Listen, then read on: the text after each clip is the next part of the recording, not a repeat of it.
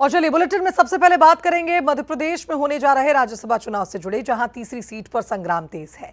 जीतू पटवारी के घर कांग्रेस के तमाम विधायक पहुंचे, जहां क्रॉस वोटिंग के डर से कांग्रेस अब अलर्ट मोड पर आ गई है। बता दें कि बीजेपी अपना तीसरा उम्मीदवार उतार सकती है, सूत्रों के हवाले से बड़ी खबर है। और ऐसे में नॉमिनेशन के अंतिम समय में क्या बीजेपी सभी को चौंका देगी, ये डर कहीं ना कहीं कांग्रेस को सता रहा है। और यही वजह है कि राज्यसभा चुनाव में उम्मीदवार को लेकर जहां पहले काफी सस्पेंस रहा, लेकिन कांग्रेस की प्रत्याशी मीनाक्षी नटराजन के आपको बता दें कि प्रत्याशी बनने के बाद से ही कांग्रेस में अंतर्कलह की बातें भी सामने आ रही थी, नाराजगी की भी बातें सामने आ रही थी। और अब बीजेपी जिस तरह से संकेत दे रही है तीसरे उम्मीदवार की तैयारी के, ऐसे में कांग्रेस में सभी अलर्ट पर हैं, या ये कहा जाए कि कांग्रेस बेचैनी से भरी है। तो कांग्रेस ने अपने विधायकों की बाड़ेबंदी शुरू कर दी है। कल नामांकन भरने का आखिरी दिन है और ऐसे में बीजेपी ने भी सभी विधायकों को चूंकि भोपाल में रोक दिया है, ऐसे में कांग्रेस का टेंशन और बढ़ गया है।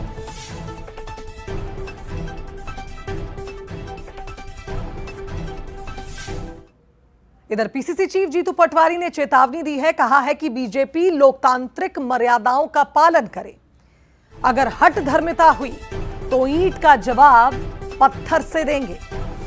कांग्रेस का उम्मीदवार पूरी मजबूती से तैयार है। जीतू पटवारी का कहना है कि मीनाक्षी नटराजन की जीत होगी। हमारी पार्टी में कोई परेशानी की स्थिति नहीं है। 500% राज्यसभा में कांग्रेस का सदस्य जाएगा। मीनाक्षी नटराजन ही राज्यसभा जाएंगी।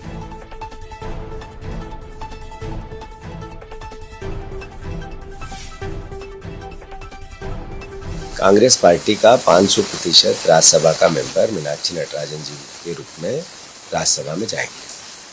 अगर भारतीय जनता पार्टी में लोकतांत्रिक मर्यादाओं का पालन करके जाए तो भी स्वागत योग्य है, और अगर वो लोकतांत्रिक मर्यादाओं की हठधर्मिता का उल्लंघन करेगी तो ईंट का जवाब पत्थर से मिलेगा। धन्यवाद।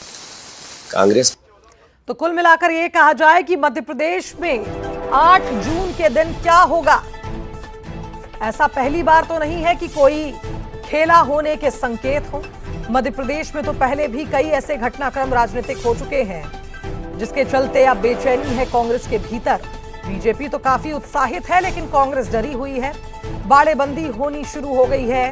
कांग्रेस के तमाम विधायकों से विधायक दल की बैठक में सिग्नेचर लिए हैं पीसीसी चीफ ने। और दूसरी ओर बीजेपी की तैयारी इसलिए नजर आ रही है क्योंकि जो विधायक कल नामांकन में शामिल होने आए थे, तरुण चुग और रजनीश अग्रवाल ने कल नामांकन भरा था।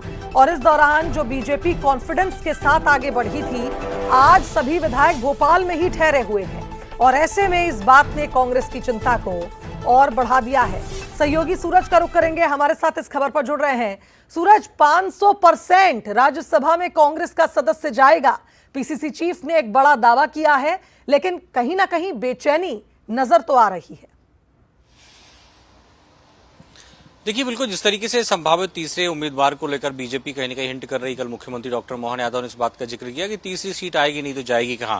इसको लेकर कांग्रेस में जरूर हलचल, लेकिन कांग्रेस कॉन्फिडेंस भी नजर आ रही है। जिस तरीके से कल विधायक दल की बैठक हुई, तमाम विधायकों ने एकजुट रहने का आश्वासन दिया कि कोई कहीं नहीं जाएगा। जिस क्रॉस वोटिंग की बात भारतीय जनता पार्टी कर रही है, ऐसा पार्टी में बिल्कुल भी नहीं होगा। और शायद यही कारण है कि आज जिस तरीके से प्रदेश अध्यक्ष जीतू पटवारी से बात की तो वो विश्वास में नजर आ रहा है, कॉन्फिडेंस में नजर आ रहा है। उनका कहना 500% मीनाक्षी नटराजन राज्यसभा जाएंगी। और यदि बीजेपी हर धर्मता करती है, यानी तीसरी सीट उतारती है, तो उसका जवाब भी ईंट का जवाब पत्थर से दिया जाएगा। इसका मतलब साफ है कि सारे विधायक कांग्रेस के साथ हैं, एकजुट हैं। लेकिन फिर भी कहीं न कहीं डर तो रहता है कि यदि इस प्रकार की परिस्थितियां बनती हैं, क्या कोई क्रॉस वोटिंग को लेकर बीजेपी प्रयास करती है। जिस तरीके से हमने देखा, कैलाश विजयवर्गीय ने भी कहा था कि दिल्ली कहेगी तो तीसरी सीट भी जिताकर लाएंगे। तो ऐसे में संभावनाएं भी हैं, लेकिन कांग्रेस की अपनी तैयारी है। अब देखना होगा, नामांकन का कल आखिरी दिन है। कल मीनाक्षी नटराजन भी नामांकन भरेंगी, तो क्या भारतीय जनता पार्टी भी तीसरा जो उम्मीदवार है, कल यदि वो नामांकन भरती हैं तो कहीं न कहीं कांग्रेस के अंदर हलचल जरूर पैदा होगी। और क्योंकि यदि ऐसी स्थिति बनती है तो फिर वोटिंग की संभावनाएं बढ़ जाएंगी। शुभंगी, यानी कुल मिलाकर सूरज, ये कहा जाए कि अब कल क्या होगा, यानी 8 जून को क्या होगा, ये देखना होगा। क्योंकि दोनों ही पार्टियां जिस तरह से तैयारी में है, कांग्रेस बाड़ेबंदी कर रही है, लेकिन बीजेपी भी काफी उत्साहित नजर आ रही है। फिलहाल बहुत शुक्रिया आपका तमाम विश्लेषण के लिए।